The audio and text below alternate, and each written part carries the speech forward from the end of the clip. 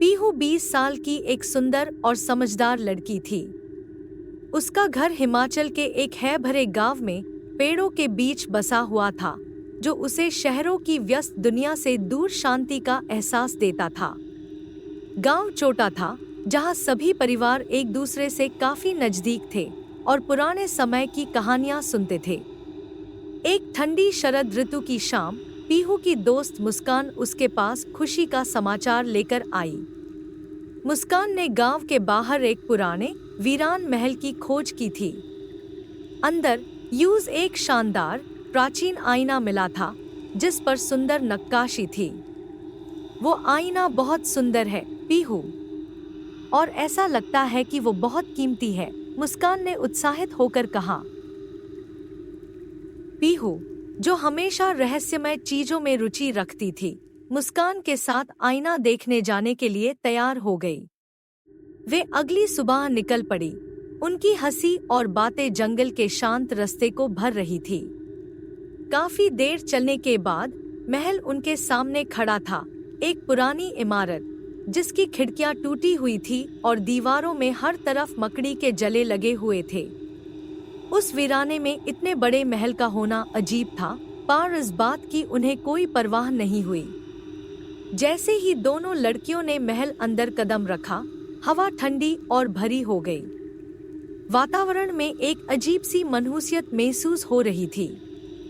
वे खड़खड़ते floor पर चलते ह्यू bed hall तक पहुंची, जहां आईना रखा था। आईना वास्तव में और भी शानदार था। जितना मुस्कान ने बताया था उससे भी कई गुना सुंदर।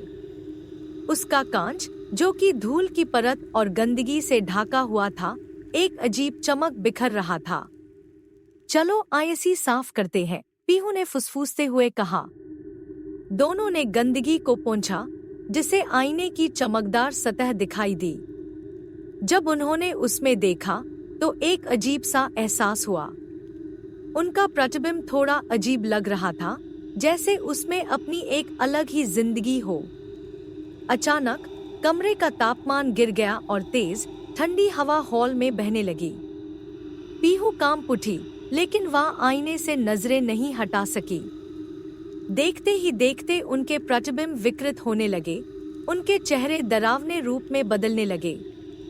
एक आवाज आईने से गूंज उठी, भरी और दर्वनी। वो कोई प्राचीन भाषा थी जिसे वे दोनों नहीं समझ पाई।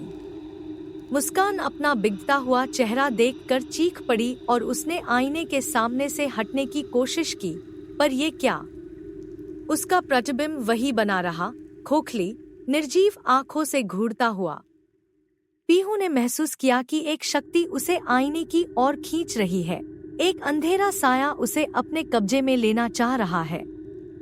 उसने वहां से हटने के लिए पूरा जोर लगा के संघर्ष किया। उसके दिल की धड़कन तेज हो गई और पूरा शरीर पसीने से भीग गया। हमें यहाँ से निकलना होगा, पीहू चिल्लाई और झटके से मुस्कान का हाथ पकड़कर उसे खींचते हुए वो महल से बाहर भागी। उनके हर बढ़ते कदम के साथ वो भयवा फुसफुसाहट कम होती जा रही थी। जब वो काफी आगे निकल गई तो वो हफ्ते ह्यू जंगल की जमीन पर गिर पड़ी। उनके दिल तेजी से धड़क रहे थे। ये हमारे साथ क्या हुआ पीहू? मुस्कान ने घबराई आवाज में कहा।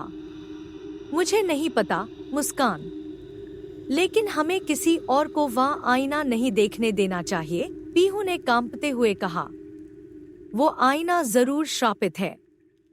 अगले कुछ दिनों में पीहू और मुस्कान ने अपनी सामान्य जिंदगी में लौटने की कोशिश की, लेकिन महल की घटनाएं उन्हें सताती रही।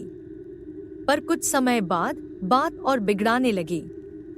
उनके घर के आसपास अजीब चीजें होने लगी, जैसे उनके घर समन खुद बिखर जाता, लाइट्स जलने बुझने लगाती, रात में हॉल में अजीब सी हंसी गूंजने लगी, और भी बहुत कुछ। उनका कभी सुकून दीन वाला घर अब डरावना और मनहूस लगने लगा। इन सब से छुटकारा पाने के लिए पीहू गांव की एक बुजुर्ग महिला देवी के पास गई। उसने अपने दरवाने अनुभव को सुना और देवी से उस पुराने महल और श्रापित आईने के बारे में पूछा। देवी ने उसकी बातों को ध्यान से सुना और फिर बताया, तुम सही समझ रही हो। वह आईना साधारण वास्तु नहीं है, उसने धीरे से कहा। उस आईने को सदियों पहले एक शक्तिशाली जादूगर ने बनाया था।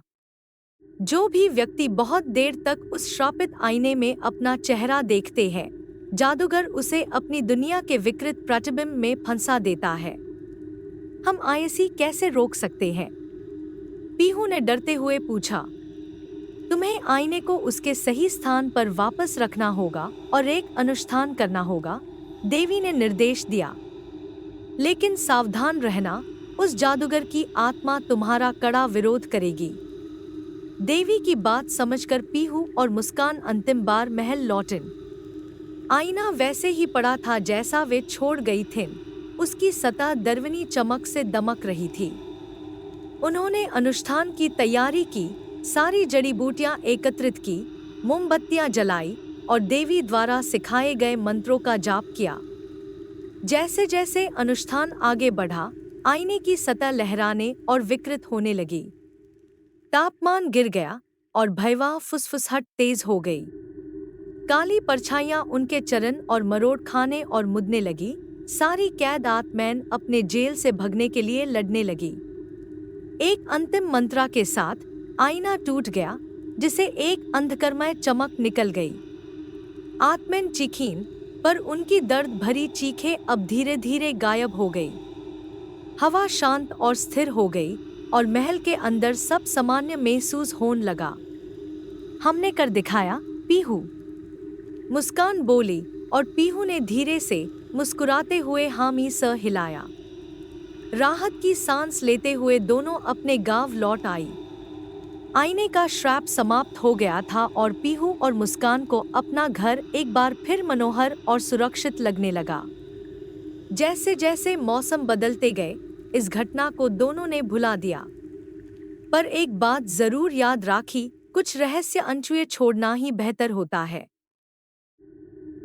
अगर आपको ये कहानी अच्छी लगी तो हमारा channel Deka digest horror subscribe करें। हमारा इंस्टाग्राम पेज जरूर फॉलो करें। और अगर आपके पास कोई रियल लाइफ हॉरर स्टोरी हो तो उससे भी कमेंट बॉक्स में शेयर करें।